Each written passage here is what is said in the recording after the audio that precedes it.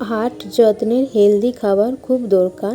আজ বানাচ্ছি সুজির তিল বল, আর সঙ্গে বলবো ওমেগা 3 কেন গুরুত্বপূর্ণ। চলুন দেখে নিই কীভাবে খুব সহজেই এই সুজির তিল বল বানানো যায়।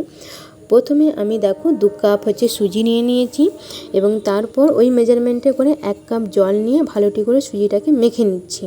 এইখানে তোমরা চাইলে লবণটা ইউজ করতে পারো, কিন্তু বাট আমি লবণ দিইনি। তো এটা আধা ঘন্টার মতন ঢেকে রেখে দিচ্ছি, কেননা সুজি একটু ফুলতে টাইম লাগে। তো আধা ঘন্টার পর আমি এটাকে যেরকম আটা মাখে সেই রকমভাবে আমরা মেখে নিচ্ছি।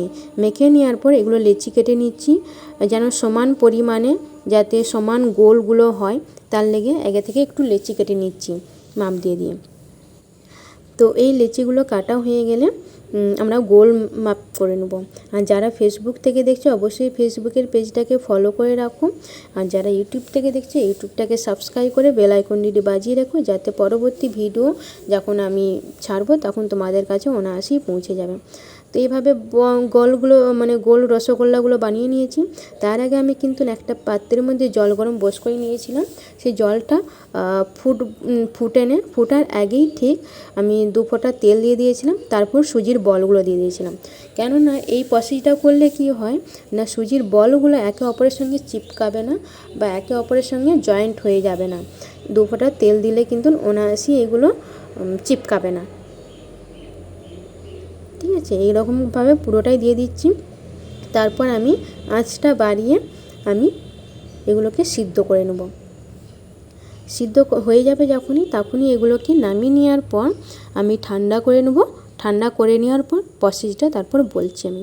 দেখো কী সুন্দর ফুটছে, আর রসগোল্লার মতন দেখো ফুলে গেছে।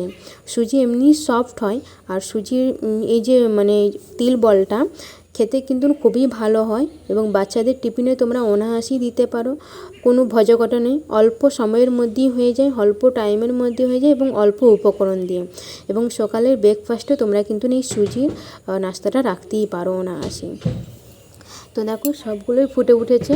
ফুটে ওঠার পর দেখো খুব সুন্দর হয়েও গেছে, আর বেশিক্ষণ হতেও টাইম লাগে না, কিন্তু 2-3 মিনিটের মধ্যে এটা সিদ্ধ হয়ে যায়। এগুলো হয়ে গেছে, আমি তুলে ঠান্ডা করে নিচ্ছি, দেখতেই পাচ্ছ। আর এইখানে দেখো আমি একটা কড়াই নিয়ে নিয়েছি, শুকনো কড়াই নিয়ে নিয়েছি, ক্যারি পাতা দিয়ে দিচ্ছি। ক্যারি পাতাটা শুকনো কড়াইয়ে দিবে, তেলের উপর দিলে কি হয় না চিরবির চিরবির করে ওঠে। তো শুকনো কড়াইয়ের মধ্যে ক্যারি পাতা দিয়ে দিচ্ছি। তারপর আমি এখানে তিল দিয়ে দেবো, 2 চামচ তিল দিয়ে দেবো। তিল আমাদের শরীরের পক্ষে খুবই ভালো খাবার লেগে, কেননা তিল কোলেস্ট্রলটাকে মেনটেন করতে সাহায্য করে। আর হাঁটুর যাদের প্রবলেম আছে তাদের অবশ্যই সাদা তিল খাওয়া ভালো।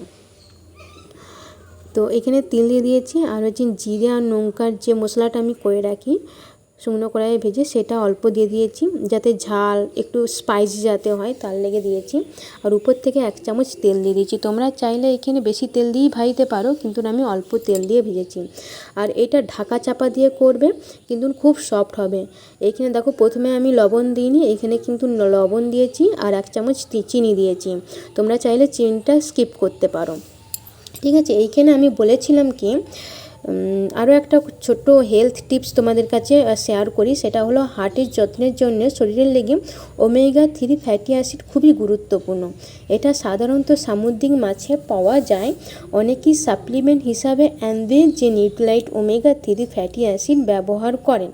ওমেগা 3 শরীরের ভালো কোলেস্ট্রলের ব্যালেন্স রাখতে এবং হার্টকে স্বাস্থ্যের জন্য সহায়তা করতে পারে। এবং এটা কিন্তু তোমরা অবশ্যই ডাক্তারের কাছে পরামর্শ নিয়েই তোমরা ইউজ করবে। কিন্তু আমার যদি স্পেশাল ব্যক্তিগত বলো, তাহলে আমি অবশ্যই ওমেগা 3 যে ফ্যাটি অ্যাসিডটা আমি রোজ ইউজ করি এবং ভালো দুর্দান্ত একটা রেজাল্ট পেয়েছি। তো তোমাদের কাছে যদি এই ভিডিওটা ভালো লেগে থাকে বা এই যে সুজির যে তিল বলটা ভালো লেগে থাকলে অবশ্যই তোমরা সাবস্ক্রাইব করে লাইক করে দিও একটা, এবং কমেন্টের মাধ্যমে তোমাদের কোন জায়গাটা ভালো লেগেছে এবং কোন রান্নাটা সবচেয়ে ভালো লেগেছে সেটা অবশ্যই কমেন্টের মাধ্যমে করো। ওকে, বাই বাই।